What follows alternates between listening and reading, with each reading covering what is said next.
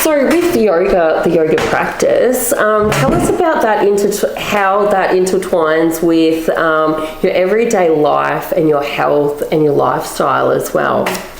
Yeah, I'd like it to intertwine more. I think that's the whole point. Like yoga translates in lots of different ways, but one of them is union with the divine. So union with your true self, union with others, union with all that is. And the yogic practices are aimed at bringing you into that remembrance of how connected we all are. I mean, it's not just connection, we're all the same. So, you know, the asana that we do, like the physical practices where you're in downward facing dog or, you know, tadasana, mountain pose, that's just one sort of suggestion on the pathway of yoga as to how you might find that remembrance of who you truly are. But certainly asana is the physical postures that resonates the most in the West because we're all obsessed with our bodies. Yeah. And in many ways they're commodified. So how does it work in my life? Actually, more and more it's less about the physical practice and more about the spiritual practice. But that is definitely at the core of my health and my well-being and how connected I feel.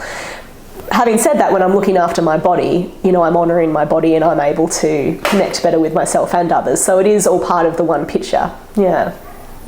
For someone has no idea about yoga or who's young and could do some sort of spiritual awakening or something like that, would you suggest like yoga would be a good path to take on a weekly basis? Or yeah, for sure. I mean, sadhana is a word which means conscious spiritual practice. It doesn't have to be something that you do like routinely, but maybe you can think of it more as rhythms, you know, that sort of suit your day and whatever's happening in your day, your week, your month, like in your cycles.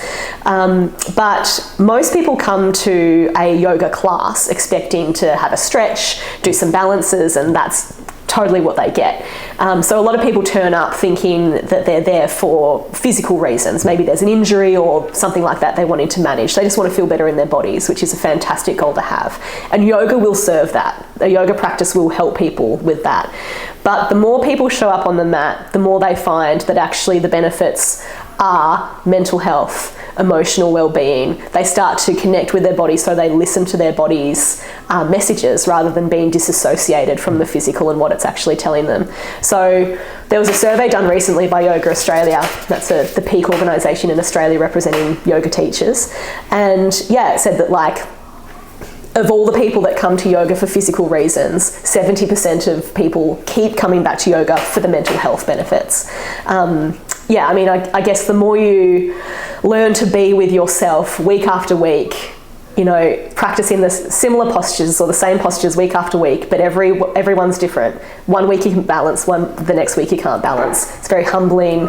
You start to listen to the messages your body is telling you, and that translates into your everyday life. You start to listen to other messages that are there that you just sort of maybe are disconnected from. What are some of the feedbacks you get from like your clients?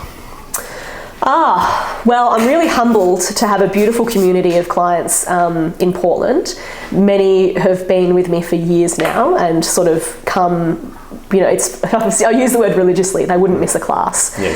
And I had an email from one of them just the other day saying that the yoga class is the best part of the week, which is just absolutely phenomenal. That's so beautiful. Yeah. And then, you know, and others that are like, you know, they'll rock up at class and they'll be like, oh, I've had a day, like, yoga me. But they, you know, sometimes that hour we have together, it's the only hour they're giving themselves for the whole week. The only hour they're dedicating to their health, to their mental health, their physical health, their emotional health. Often it's people that are doing like so much for others and they just do this one thing for themselves. I love that. Yeah, it's so important. Yeah, and hopefully that gives us the incentive, the discipline to shape more time into our daily sort of rhythms and routines that are nourishing ourselves so that we can then be holding, you know, space for others. Yeah, I did a yoga class with Shae the other week, and I found myself just to be a lot more relaxed and a lot more easygoing, like after the class. So, and I find myself I'm always like I'm definitely a giver, so I'm giving to a lot of other people. So it was definitely very beneficial for me as well. Yeah, and it can also be an uncomfortable place, you know, to a lot of people struggle to receive, but especially to receive from themselves. Like, hang on, am I worthy of this? Like, well, yeah, of course you are. You know, you are worthy. Full stop. Just the fact that you exist means you're worthy. But people don't always think that. 100%. Yeah. I can remember a yoga class I went to a few years ago, and I was just having a moment, and the whole time after I did my first pose, I just sat on the floor and cried for the rest of the yoga practice. I have no idea what was going on at the time, but it was so good to just have that release and just let it all go, which was really beautiful. And yeah, with yoga being about yourself and connecting with yourself, it can only be empowering and super beneficial.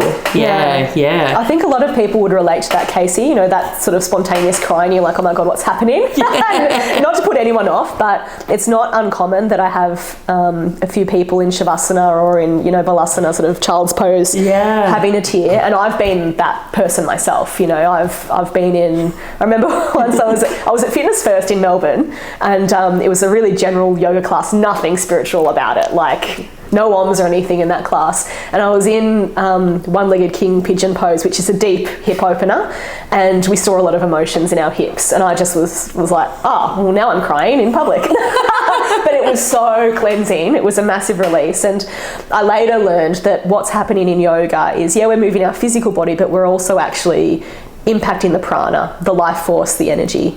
And so yogic philosophy, scripture, the wisdom suggests that we've got these energy channels, these nadis running throughout our bodies, and there are sort of knots all along.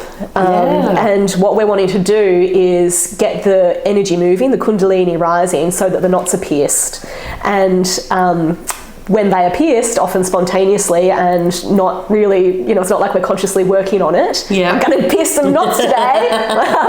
You know, we just happen to do a particular posture, and something that we've done in the physical body unravels the energetics, and there is a release. So for people who don't understand what life force is, can you give us some like your insight into life force, energy? Yeah, wow, that's a massive question. I hope that I do the answer justice. So yogic philosophy suggests that we are not just the physical body. You know, there are all these other layers which make up who we are. And ultimately who we are is not our human bodies or our human manifestations anyway. We are just literally the energy of the universe manifest as humans. So there you go. You know, that's quite a lofty thing to say in explanation. But we've got the physical body, and then within and without and all around is the energy body. You could think of it, if you're in more like New Age terms, as an aura. You know, something that I was doing, I teach chair yoga in Hayward with the residents at Hayward Rural Health, and we were playing with like chi balls, where you imagine there's energy in your hands and you expand the energy and you contract the energy. And if you do this practice yourself, you sort of imagine that there's energy that you're holding in your hands, a literal ball. You grow the energy, you take your hands further apart, you push your hands in together, and it gets to a point where there's resistance. Like you can't actually push your hands any further together, and you can actually feel the energy. It's amazing. It's a good practice to undertake if this sort of seems just really out there for you, because you can actually start to feel it. You can even sort of run your hand along your sort of body or someone else's and feel their energy sort of space as well. Where did you say you did that practice? At Hayward Rural Health with the residents there. Yeah, every second week I do accessible chair yoga for the residents, which is amazing. So they loved that. They loved the energy ball, and that sort of that for me, allows people who are kind of new to the idea of us being an energetic being as well as a physical being. It can, make it pretty clear that actually, that there is something to it that exists. Shae, you're also a cancer survivor. Tell us a little bit more about that if you like. Sure. So I'm 38 now, so a survivor for a long time. I was diagnosed when I was 24 with breast cancer. No previous family history at all. Like, it was like really bizarre that happened.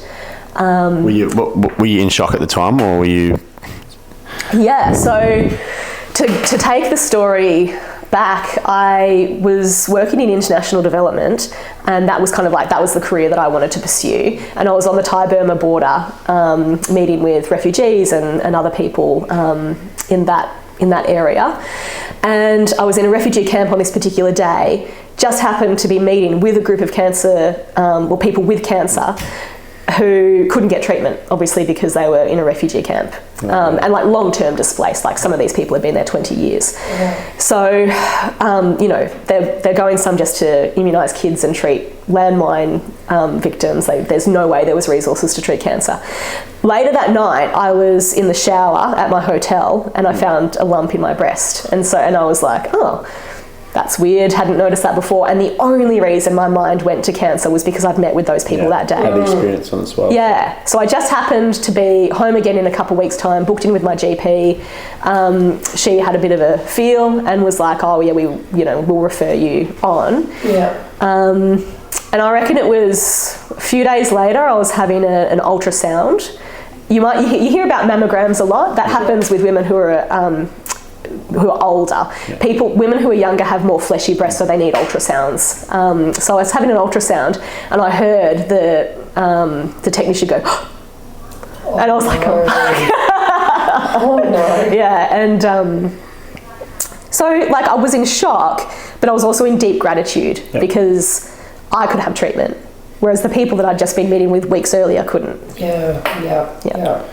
And how long did it impact you since the period of time when you first got it? So how long did it? Yeah, so diagnosis was very quick. Within a few days of that gasp, I was having a biopsy. They confirmed it was cancer. Took a day to find out how serious that cancer was, and I was really lucky because it was still classified as small, but it did have a medium growth rate. So it was not something to sort of wait on. So within a week I was in surgery, had that cut out, and then I actually had surgery again because they didn't get enough of it the first time around. Wow. So it was really fast. And then had enough, a couple of weeks to recover from surgery. Then I was in chemo, had chemo for half a year, then did radiotherapy every single day for 6 weeks. And then after that, I was on a clinical trial for 5 years. So my hormone was like many breast cancers, but it's hormone responsive. So that means that there's little receptors on the outside of the cancer that kind of take a ride around your body and grow. Wow. Just with your hormones doing their regular hormone things. I was a 24-year-old girl. My hormones were very healthy. They were very active. Yeah. So their theory was that if they put me in a state of temporary menopause, that would give any cancer that was remaining in my body absolutely no chance to grow. So I made the choice then that I would go on that clinical trial, and I was on it for 5 years. Wow. So yeah, as a 24-year-old, I then became menopausal up until the age of 30. My goodness. Yeah. Did the thought of having children and the effects of chemo and radiotherapy and your clinical trial ever come into you worrying about being able to have a child or how that would look like in the future for you? Massively. And it was challenging because being 24, there wasn't a lot of data on what my treatment would do to someone my age. Most people that were having the treatment I was having had already had kids or were postmenopausal. So I'm sort of facing these decisions that there were lots of unknowns. Absolutely. And also, at 24, at that age, to be honest, I didn't really think I wanted to have kids, but I did not want that choice taken away from me. Absolutely. There was an option at that point that I could have a slice of my ovary, a whole slice taken, frozen, with the idea that in the future they might have the technology to unfreeze that particular slice. But that would have been a lot more invasive surgery. I would have actually had to have my hormones temporarily stimulated in order to harvest that part of my ovary, and that would have made the cancer spread. So it was it was a difficult decision to make, and I chose in the end just to be I will accept what the fates deliver me here. And if I end up wanting to have kids, I'll, maybe I'll be able to, maybe I won't. I mean, going into the menopause at such a young age, we knew that my body would come out, but we didn't know how long for. And again, there was no data on this. That's why they had clinical trials. Yeah. So the theory was that I'd probably go back into menopause sooner than I would have otherwise. So if I come out at 30, maybe I'd be fertile, maybe I wouldn't. Like maybe the treatment's affected that, maybe not.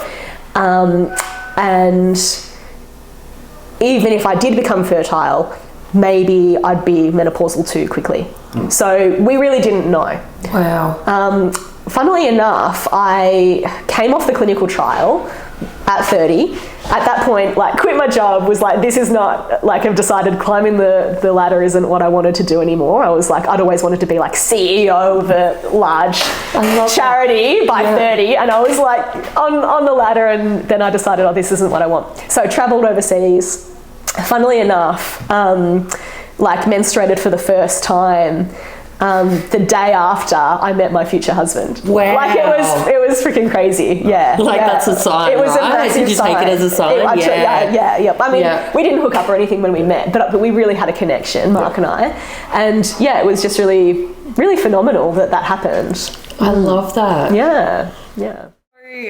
Shae, tell me, when you met Mark, what was going through your mind? Like, did you feel like you could possibly be infertile, knowing that you've met the man of your dreams and having that uncertainty in the future? Like, how did that impact you? Yeah.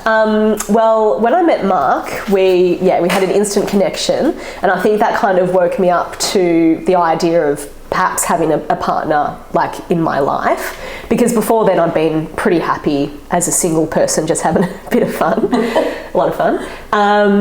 And yeah, so we didn't get together straight away. It was probably about 6 months before Mark and I reconnected. I mean, we met in Berlin, sort of out of the blue. We literally bumped into each other on the street. Wow. Yeah, and what was the first reaction like?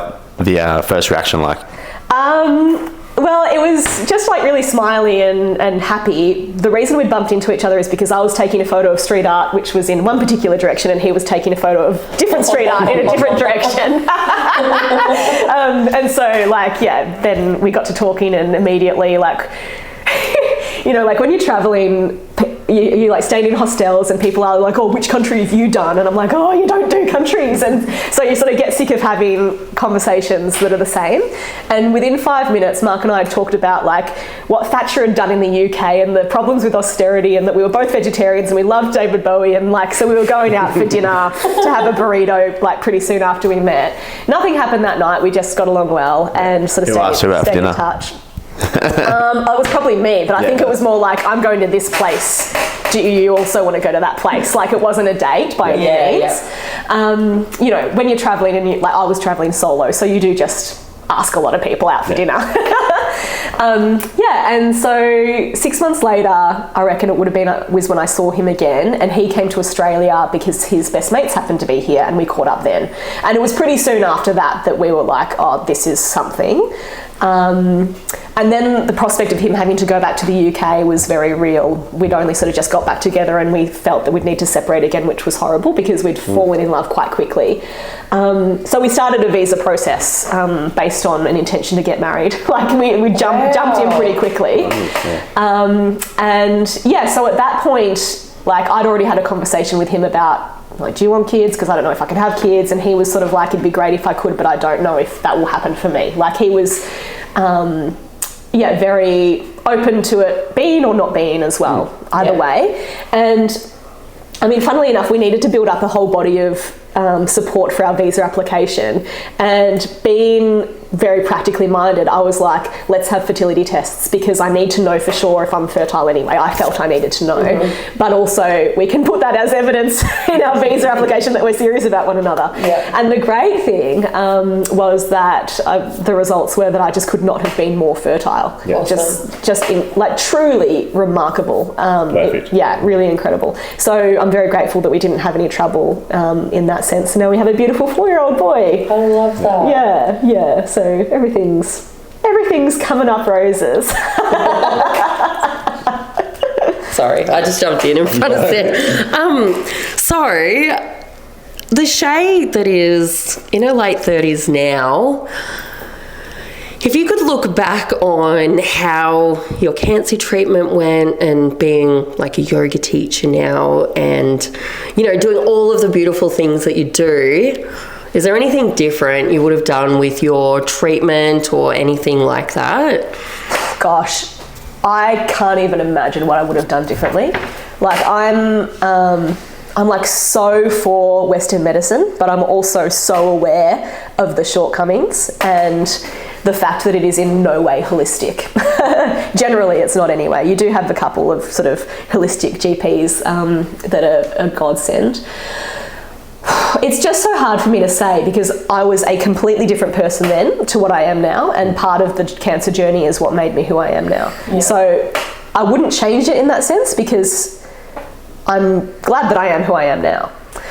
But say if it was to happen to me again, I'd approach it very differently.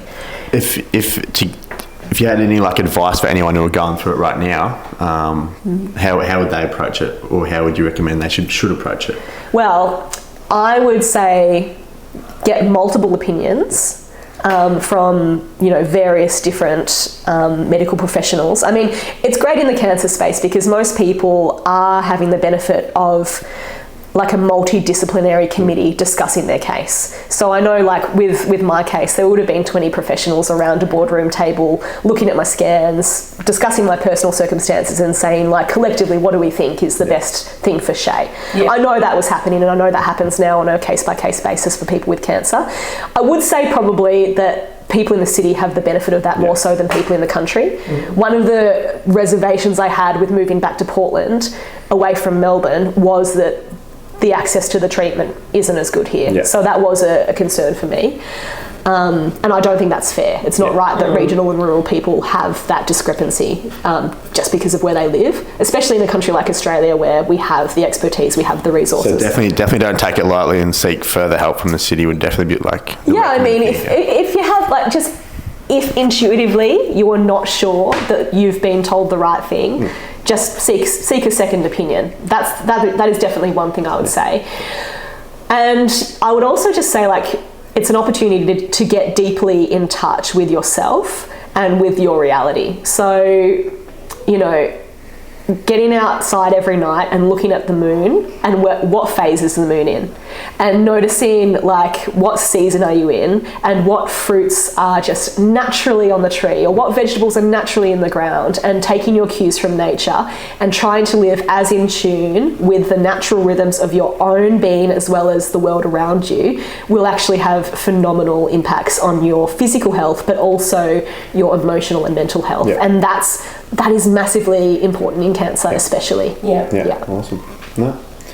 I want to jump to the topic burnout. So I'm sure everyone's pretty familiar with burnout, and it does happen to everyone who's working quite hard during the week or during the day. And I just wanted to ask your opinion on what do you think of burnout, Shae? Yeah, I'm glad you've asked that because I think that cancer was like the ultimate burnout for me. There are lots of things that led up to it, like I wasn't taking very good care of my body. I loved a good binge drink on a regular basis, like genuinely I don't drink alcohol now at all, because like I'm sort of the sort of person that like if I enjoy one drink, I want to be really drunk, and I know that about myself, so I just don't. Because I don't want to put my body through that. I don't want to put my spirit through that anymore. But I used to drink heavily. I was in a culture at university where we were all like that. I was also in a state of like, I'm just a very naturally I anger easily.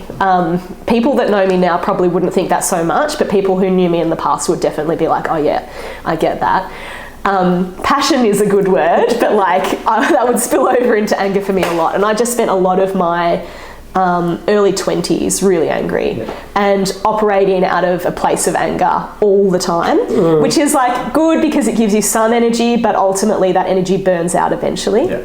So I'm in a place where I'm like, I'm working way too much. Like I'm way too ambitious. I'm like driving myself into the ground. Like I used to get 9 to 5, I'd work in the office. Then I'd stay until 10, still working. And then like we'd go out, like my mates, like cause my best mates I also worked with, and we'd go out to a 24-hour cafe, have dinner at like midnight, talk about work until 3 a.m, go to bed, and then just do it all over again. Wow. Like, so of course I was going to burn out, so I'm working working myself into the ground. I'm not eating properly. I'm binge drinking. I'm not sleeping well. And you know, there's this gentle whispering in my heart that I haven't yet heard that this isn't right. Like, this isn't the right track for you. So of course you're going to get cancer. Like, that's how I felt it went. Like, that's how it was for me. So because I'm a very fiery person, in Ayurveda, which is the sort of the yogic, it's not just yogic, but it translates in, it's Sanskrit for knowledge for life. And so it kind of is the sister science to yoga, I guess you could call it. It's one of the very old medical systems in Australia, in the world. And Ayurveda tells us that we're all different constitutions. Like, all of us have our own essential natures that we are born with, and that's who we are. And it's made up of different elements, so earth, air, fire, water, ether. And for me, I'm just really fiery. I'm like 100% fire. I'm not 100, I'm like 70% fire with a bit of water and a bit of air. So like, this sounds, I know it sounds crazy, but like, it makes sense the more you think about it. So I burn and I burn and I burn. And that's really good if it's a steady flame, right? If it's fed with the right wood, if it's kindled well, if it's controlled, it can be like, you know, I can be smart and I can be funny and I can be productive and I can get good stuff done in the world.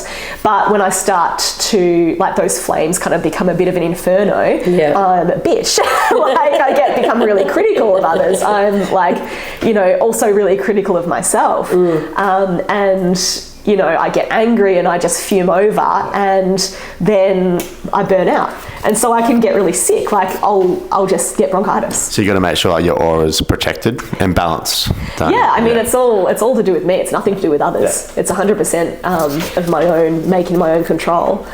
The way I balance myself is like just tending to that steady flame and knowing my triggers. Like, I'm a bit sick at the moment. I've got a little bit of a virus, and I 100% knew that was coming. Like, I saw it coming. We went away last week to Melbourne as a family, and I didn't want to go. You know, I was already feeling really depleted. I already had a fair bit of work on I had to do. My body was just craving like some rest, some days at home, some kind of hunkering down. But I didn't really have a choice in it. Do you know what I mean? Like, it was sort of something that, like, it was a trip that we had to do. And I saw it coming. Like, I was like, I'm depleted. I'm gonna come home sick, and I have done. I'm snotchy now, and that is my imbalance. Like, as soon as the flames turn to phlegm. And it's so common, especially. Well, I don't know. Sorry, I'm just going to start again. I was going to say especially for mums, but burnout is valid for everyone, because we've all got responsibilities, no matter who we are, and that sort of thing. So tell me, how does Ayurveda support you through burnout when you know you're depleted, you know the virus is coming, and you're like, okay, I'm going to feel a bit miserable. What's next? What do you do now? You've just got to deeply listen to the body's call for rest. Like, I really don't believe that you can push through, because the body will stop you. And if it, like, there's this analogy of the feather, the brick and the train, and you want the tickle of the feather. You want to listen to that tickle and take action then to rebalance yourself. Because if you don't listen to the feather, it becomes a brick, and it hurts. And, you are knocked out for some time. If you don't listen to the brick, it's a train, and it's breast cancer at 24. So I now try to listen to the feather, which I think I've done this time. I saw it come in. I'd already stripped a lot back. This week I've got a few important things on, but otherwise I'm prioritizing rest. And for me it means I wake up in the morning, light a candle, I make an intention to prioritize connection over distraction. I make myself a drink with honey and lemon in it, and just, take my time. As a mum, Casey, there's a lot I still have to do. Like, old Shae, without kids, would just go to bed and watch a whole season of, I don't know, The Wire or something. And I would love to do that, but I can't. So, this morning it was, making Rennie's oats and playing, we were pretending that we were in a rocket, and there are things you can't strip back when you're a mum. You've still got to show up for your kid. And so it's, how do you show up for your kid or kids and yourself, and just like get support to get all the rest of it done. Like what can you let go of, and of the stuff you can't let go of, what can you delegate? That's really good advice. A few weeks ago, I actually burnt out as well. So I finished my prep last year, my bodybuilding show last year, and continued working with my clients and not prioritising sleep and hanging out with my friends after working and editing and everything. Yeah. And I just ended up burning out, having to spend 4 days in bed. Yeah. And I couldn't eat, like, I'm eating heaps of calories at the moment. And I couldn't eat like a thing. I just was like fully off eating, fully off, my phone. I was off my phone for like a whole day, and I'm someone who's like on my phone a lot, just like because it's my life at the moment. But yeah, so I was off my phone for a whole day, and even that was different. And mentally, it was definitely good at the time, and I definitely enjoyed spending the whole day in bed with no phone and no food and not having to worry about a thing. But yeah, that was just my little experience from burning out. It's interesting, Sam, that you say that, because there is, although that was a difficult time, there's gems in that you actually enjoyed. Like, you enjoyed not having the phone constantly on you, enjoyed having that rest. And it's how do you build in that into your life without having to get sick in order to do it? So like for me, we're all terrible with our phones. Like, we're like, they're literally a third limb at this point. Or a fifth limb. Something that I'm committing to doing is keeping my phone out of the bedroom. And I think that's, Dad's bought me a clock with like an old school clock with it ticks. So actually it doesn't tick because I hate ticks. So he's got me a silent clock, and so it just kind of sounds like, instead of ticking, it sounds like running water. I'm like, can I have this in my room because it makes me need to pee? But I'm getting used to it. And I'm going to keep the phone out of the room, and that's going to be at least some space away from it. That's amazing. I mean, I really try to be present with Ren, my son, and I don't want him to ever think that what is in my hand, my device, is more important than him. And sometimes I catch myself, like I'll be playing with him and I'll just check my phone. I'll think, oh my God, Shae, like just put it down. One of the things I'm trying to do is break up with my phone. And that's something I need to definitely do. Get like a set alarm clock instead of having to use my phone as an alarm to wake up in the morning, and then you instantly want to check it because it's your alarms. Because it's there, exactly. And the thing is, like, you don't actually need to use your phone as the alarm. Like for me, I can easily use something else as the alarm, but I secretly want to have it. I want to scroll, in bed on my phone and fall asleep having like conquered Instagram. And I want to check my messages when I first wake up, and it's an impulse that I know is unhealthy. And so that's where the self-discipline comes in. Wow. Yeah, that's where I have to say, no, this is not good for me, and I'm not going to do it. I'm so proud of you, because I am far from being at that stage, Shae, like, honestly. Well, but we are all like that. Absolutely. And actually, I think it's still deliberately manufactured. Like, we are kept on our phones, we're kept as consumers, we're kept as, like cogs in a machine, working, and all of us need to say, no, we're going to stop, we're going to reconnect with each other and ourselves, literally put our feet on the ground and, stop being beholden to all of this technology, which is like really being used to control us. Absolutely. Yeah. Sorry. I just needed to stop for a second because I got distracted. It's all right. What's that word that starts with I? Perimenopause. You mean Ayurveda? Ayurveda. Yeah. Yes, right. So Ayurveda, what is that for everyone who doesn't know? Yeah, Ayurveda is a Sanskrit word. It translates as knowledge about life, basically life knowledge or life wisdom. It is one of the oldest sort of systems. You could call it a medical system, but it's not in the sense of like Western medicine is like, oh, there's something wrong with you, here's something to fix it. It's more like, here's how to live so nothing becomes wrong with you. Do you know what I mean? So it's all about how to live in balance, with yourself and with the world around you. It's many, many thousands of years old, and it really kind of came up at the same time as the ancient yogic texts. So it's not to do with any one particular religion, although lots of people would associate it with Hinduism. Hinduism is actually just sort of what the British called a whole group of religions when they colonised we now know India. So that Ayurveda really is just knowledge for life. Yeah. So it can be associated with different protocols for how to be well. That's why it goes so well with yoga, because yoga is all about the physical postures, it's about the breathing, it's about chanting, it's about living seasonally. It's about being connected with one another. Yeah. And that is the key to being healthy. That is so beautiful. Charlotte, what do you need? Can we just say when you're having a break, please? Yeah, we'll have a break. We're almost finished. Because I want to know when you're having a break, because I feel like I keep coming out at the wrong time. Oh, I know. We're nearly finished, baby. Okay. Good girl. Sorry. When you're having a break. All right, we're almost finished. We're almost finished. I've got a question I want to ask. So with Ayurveda, Yeah. how would that look if you were someone like Sam? So you needed a bit of energy for the gym, that sort of thing. Would it be having coffees or pre-workout and that sort of thing? Or how would it differ for a gym bro, for example? Sorry to single you out here, Sam. I don't know if I'm qualified to answer this question. I'm currently training in Ayurveda to learn more deeply and to become a practitioner.